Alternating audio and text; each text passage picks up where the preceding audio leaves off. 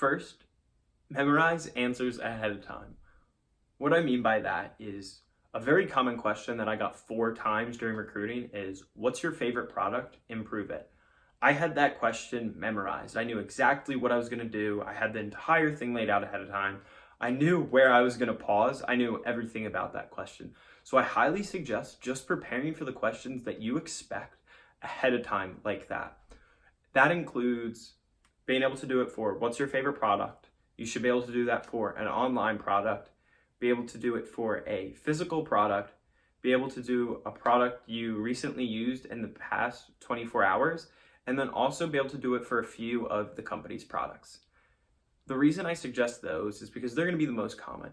Let's say, for example, they ask you, what's a product used in the past 24 hours? And you just pause and you can't think of anything. And then it becomes really hard. But if you prepare for a question like that ahead of time, it's going to help you exponentially. So the amount of investment it would take to practice questions like that a handful of times, so you know, just in case you do get them, is going to give you a great return on your time. So I highly suggest it. I've kind of talked about this before, but you also should be preparing for products that your company offers. Companies like Facebook and Google that have a lot of consumer products very frequently will ask you, how would you improve Facebook events? How would you improve Facebook birthdays?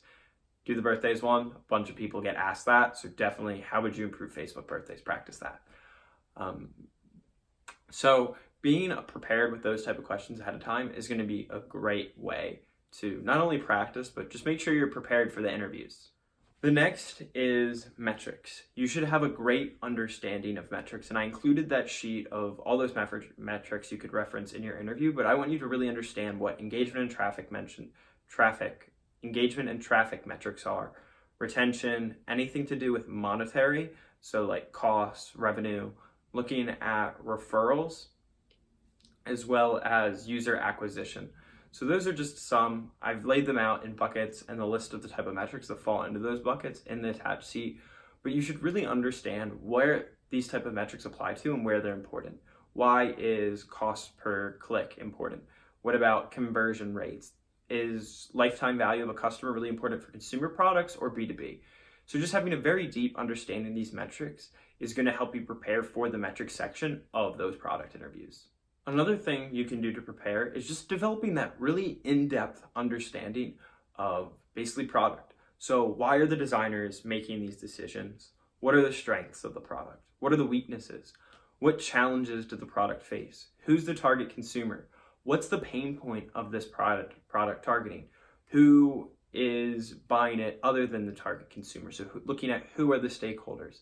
Are there any barriers that this product had to go through?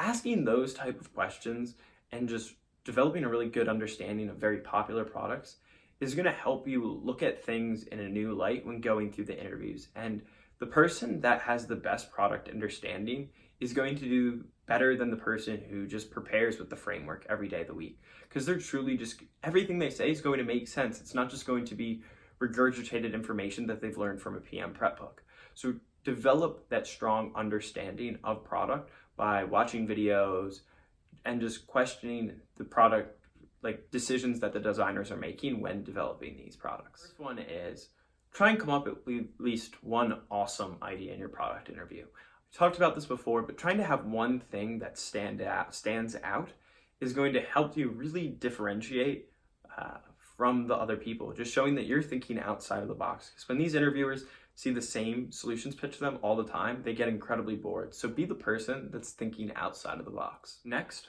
always use the whiteboard. In-person interview, you obviously should be using the whiteboard.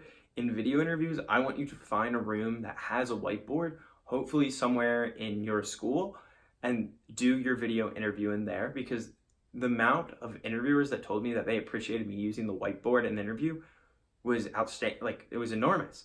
So that's just one thing you can differentiate yourself on. And it's just going to give the interviewer a better experience, which means they're going to think more fondly back on your interview. So always use that whiteboard. Don't try and solve for everything or do too much. With the phone example I gave, I didn't really think about internet and apps because that would have taken so long to try and do texting, calls, internet, and all of those in one 30-minute interview. That'd be insane. People work months on things like that. So try and be realistic. You can impress the interviewer with small things. For example, the case, invent a product for Uber or make an improvement on Uber. You don't have to invent a new product to be the standout candidate. You could just think of a new feature that Uber hasn't thought of, and that'd be just as impressive. So you don't try and go too big. You can be really unique and do a really good job sticking to the small cases. Your products should be somewhat reasonable. One of my friends told me in the interview story he thought went great at Google, and he basically designed a hotel that was entirely run by robots. And that's really interesting, but I think you're taking more risks with those if the interviewer doesn't want it to be realistic. Say, just making assumptions about AR, VR, machine learning, facial recognition, things that already exist, completely okay. But try and be realistic in your solutions in the sense that they wouldn't be impossible, but they're feasible, especially if we're targeting just real world problems right now. Don't make excuses in your interview. Sometimes we'll be interviewing with someone and they'll be like, oh, if I had more research, I would have known this, or can I get more research? Don't say things like that. It just looks poorly on yourself because you're just making excuses. Instead, just make assumptions. You can say, because we don't have this information, I'm going to assume. Don't try and scapegoat it by saying you don't have enough information. Just turn it into an assumption and it's going to make you look that much better. Another thing that some people overlook is that this product is going to be a business. You're going to be selling this product. So don't overlook the fact that you would most likely try and sell it. So that stakeholder piece, the business side of it, you need to think about those things as well. So what are the implications for the business as well as the user? Depending on the company, you should prioritize these differently. Facebook has a huge, big motive for user satisfaction, and they'll prioritize the user over revenue. So they say externally, and that's how they conduct their interviews. So knowing what companies really value is key to that as well, but definitely don't overlook the business and monetization piece of the product interview. Next, respond to criticism from your interviewer. If your interviewer looks confused or they challenge your point of views or your statements, push back and ask them why they think that and try to understand where their motives are and turn it into a discussion on what the right decision is why. If they make you realize you're truly wrong, then you don't have to cave. As I talked about the pressure interview before, it's okay to step back and change your mind on some things that you think. If you realize now after the interviewer points things out that you're wrong, take that criticism well, explain why you're making the change to your decision after they said what they said, and then continue forward. Respond again, turn it into a discussion and take feedback. Again, use tables and graphs to convey your trade-offs. So when you're making prioritization decisions, always write it out next to it. That way your interviewer is able to visualize it. It shows you're thinking through, because if you're running a product meeting, you'd be writing all of these things down. You wouldn't be just talking about them. So always use visuals as much as you can, such as graphs and charts.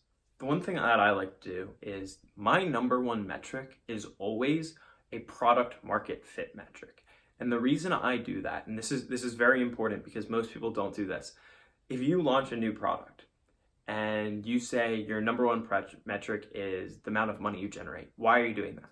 Because that's not a good indicator of why it fails or not. If the conversion's terrible, if the amount of users is terrible, but it makes a lot of money, then it's not really that great of a product because it's not giving value to the people you want. Product market fit is the first thing you need to a successful business. If you have a market that does really well with a small group, that's a bad example. Let's just compare it this way. Let's say you launch a product and you get 1 million people see it and 1,000 people use it. That's one. And then the second example, we launch a product with 100 people and all 100 use it. Which one's better?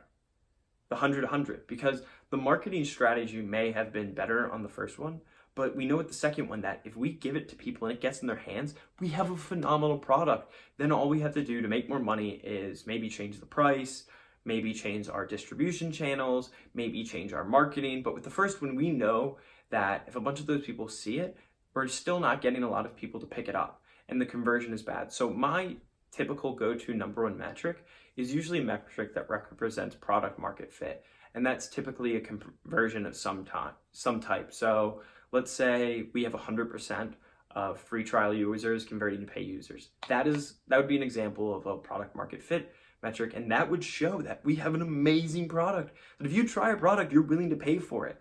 And now we know that the reason we didn't get a lot of free trial users is maybe we just didn't have the best marketing or graphics. So try to tend to stick to a product market fit metric as your number one metric. My last piece of advice relates to just kind of caving during your interview. And I told the story a bit in part one, but I really just want to fully tell it here. And that was my ATM interview with Microsoft. Essentially what happened was it was the redesign, the ATM question, and I was incredibly confused. I was like, all right, like this is gonna be easy. Like I got this. Write down some assumptions, clarify. My users was mall, and I believe my pain points was, I couldn't even think of a pain point. That's where I got stuck, I think. What happened was I was going through the pain points and I listed a couple like, oh, ATMs aren't really around enough, and I couldn't think of any pain points, and I had two, and it was terrible, and I was so upset because 2 of my interviewers had gone fantastic before that. So when I was like, well, I'm gonna blow this, and I just stepped back and I looked at my interview and I was like, why are we redesigning the ATM for malls? Like this doesn't make sense. Like what pain points do they really have? I think the purpose of the ATM is basically to get money. So I think the pain point we should do is how can users access money better in malls in the future? And I looked at my interview and I said, I think these are the assumptions I'm making, this is why. Do you think it's a good idea to go in this direction instead? And she's like, sure. And then we designed an entire autonomous shopping idea for malls that you could just check out with your phone using cameras and facial recognition. And we went through it together, and she said it was the most fun interview she ever had afterwards. And doing those, just taking a step, like if you're really confused, just take that step back and ask your interviewer, am I on the right track? Could I be doing anything differently? And asking for that feedback. It's okay to just start the question over or go back a few steps to clarify. Because if you keep trying to push forward on an interview that's going badly, what's it going to change? You're just going to end up with that bad interview still. If you take that step back, you have a chance to refresh. And I think that looks great as a candidate to have that type of self-awareness. So don't be afraid to take a step back from your interview and go back a few steps.